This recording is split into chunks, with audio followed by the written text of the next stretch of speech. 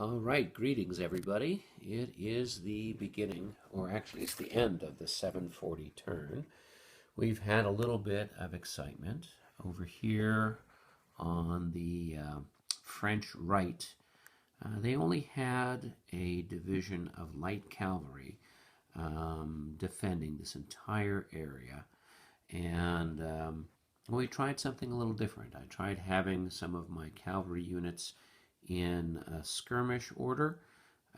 It's not something I usually do, but I thought I could pull it off because this group of Austrians only had one cavalry unit, and it was mostly infantry. Didn't work out too well. The Austrians just formed up into skirmish order, and their infantry in skirmish performed a lot better than my cavalry in skirmish. And so one of my cavalry regiments got routed and ran off. The Austrian cavalry unit got routed and ran off in another combat. So I still have two cavalry units over here and a horse artillery trying to keep all these Austrians away for a little bit.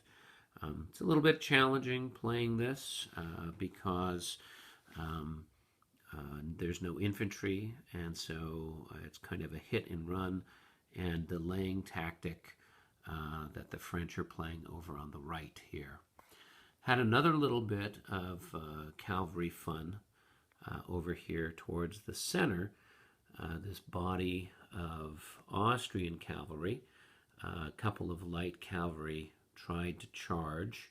One of them tried to charge the redoubt just to see how that would work, and it didn't work. They didn't rout, but they bounced.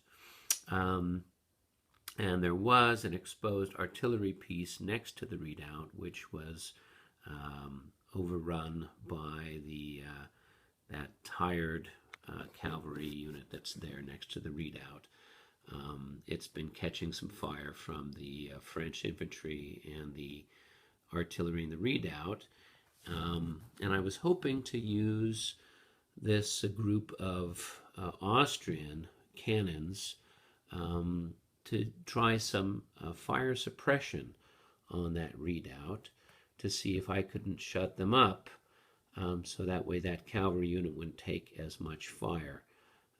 This is the first game that includes this fire suppression or suppressed battery concept, and it didn't work. The Austrians couldn't land a touch on that redoubt, so they're still pouring fire into that poor cavalry unit, and it's sad because it has a good morale, and so therefore they just take the hits and they don't care.